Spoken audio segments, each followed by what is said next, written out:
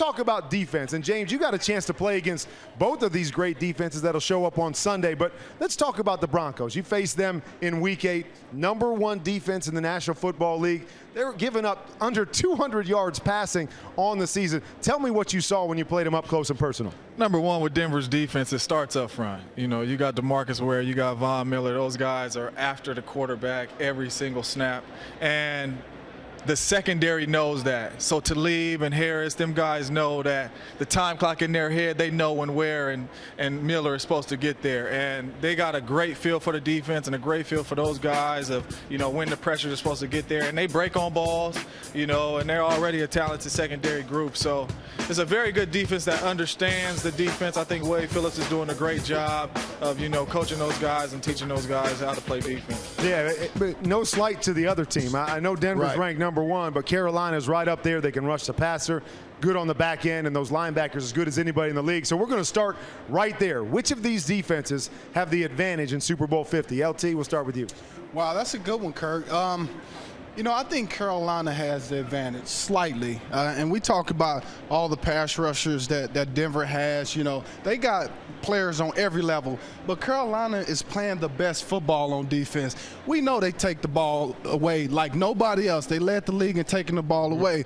And so at the end of the day, that's what they do. They suffocate you defensively, and they force you into turnovers. And those guys in the middle, K1 Short and Star Lotulelei, man, I'm telling you something, them boys get after it, and they're going to push that pocket on Peyton. I think Carolina's defense has the edge. When you talk about, and defenses won't be playing each other, even though both of them are very good defenses, but that you got to measure it against the Denver's offense going against Carolina's defense, Carolina's offense going against Denver's defense.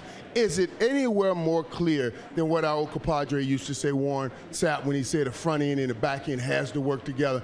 And it does on both of these football teams. The front end and the back end works together real well. Those guys, man, what I saw last in that AFC Championship game, Von Miller was hitting Tom Brady before he could even get the ball up by his shoulders to throw the football. It was incredible how he got off that football. But you're talking about him, and you got the #1 offense on the other side, though. So what does this defense do? This #1 defense against this #1 offense, what does this defense do to shut down Cam Newton and everything that Carolina's doing right now? Yeah, well, they have to stop the run first. We know that Carolina runs the ball second most in the National Football League. They're going to try to get that run game going.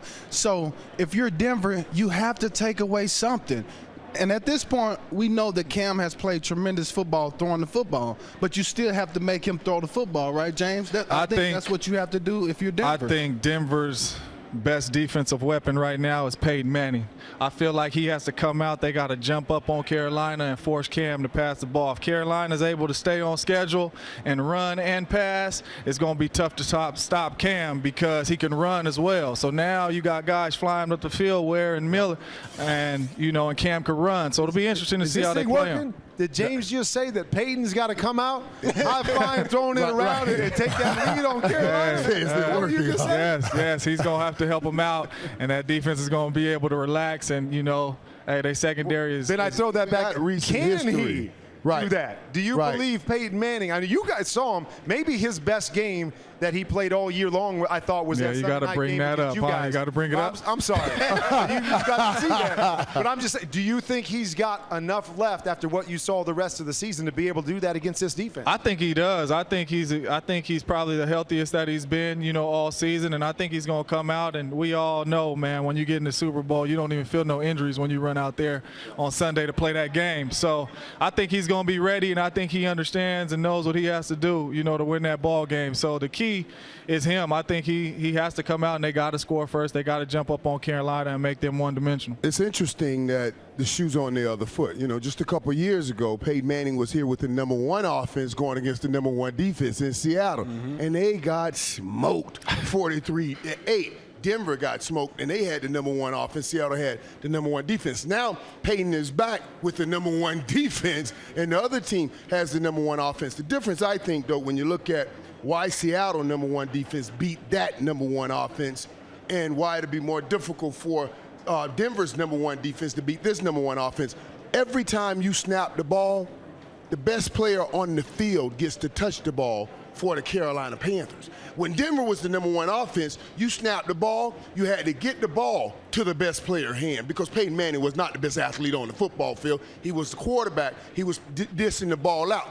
I said to the guys the other day, I said, okay, coming off that end and tackling Tom No Feet Brady is a lot different than tackling Cam Sweet Feet Newton. How can you get the Cam Sweet Feet Newton? Well, and I'll add another dimension to that. The other thing when you look at Carolina's defense, they're going to challenge Peyton Manning, and they're going to play downhill, and they're going to play aggressive and say, can you get it past us? Can you hold it long enough? B, do you have the arm strength? Where on the other side, you wonder, Denver's defense, man, Cam got that big arm. They got some speed on the outside, too, that's got to threaten you a little bit early. So that's one thing that I'm interested to see is that Denver defense wants to attack, and they want to pick balls off, and they want to jump things. Are they willing to do that early in this game against Cam and those big play weapons on the outside? I want to see what Luke Kuechly do in this game, guys. You say what you want, man. I watch this dude. This dude is incredible. His intelligence of the game, and you know he's looked at every Peyton Manning play. And Denver does a lot of crossing routes. Right where Luke Kuechly is going to be. Right there, and he will steal some of those balls. Be careful. I know we haven't had a defensive MVP in a while, but he has a good chance at being it. I had a chance to play against both these defense, and like LT said, I believe Carolina's defense has the advantage.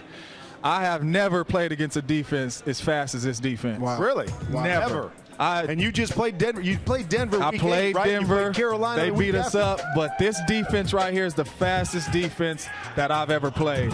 And they're all on a string. Yeah, everybody want to say their secondary is not deep and this and that, but they are on a string. And the biggest thing about this team is the confidence of the football team is sky high. And when you confidence going into the biggest game of the year, you're going to fly around, and that is an extremely fast defense, and I believe they got the advantage. And players only, so we're hearing from you.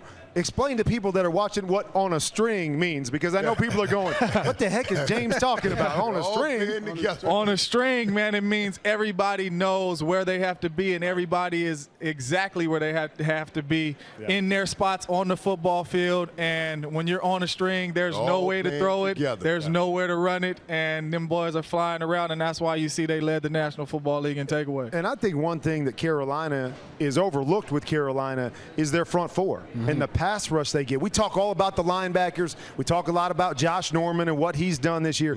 But that front four, they're nasty now, and especially those two guys inside. You mentioned Starr and you mentioned K1. Those guys can come after you now. And so that's going to be the interesting part to me is Peyton, and you were saying you don't have the arm you used to have. So we need all that body to throw the ball down the field. And if he well, can't if there's a couple big bodies in your way where you can't step up and make those throws, are you going to throw off your back foot? Are you going to be able to make those throws? Are we going to see one of those, what did Steve Smith call it, one of those pheasants that go down the field and go back the other way? So very interesting thing that I'm going to be watching early in this game. It is an interesting thing that you call it. And what makes them so difficult is that they can stop the run with that front four. We don't have to commit more people to stop the run. Now we can drop everybody back to play in coverage and make it very difficult for your team.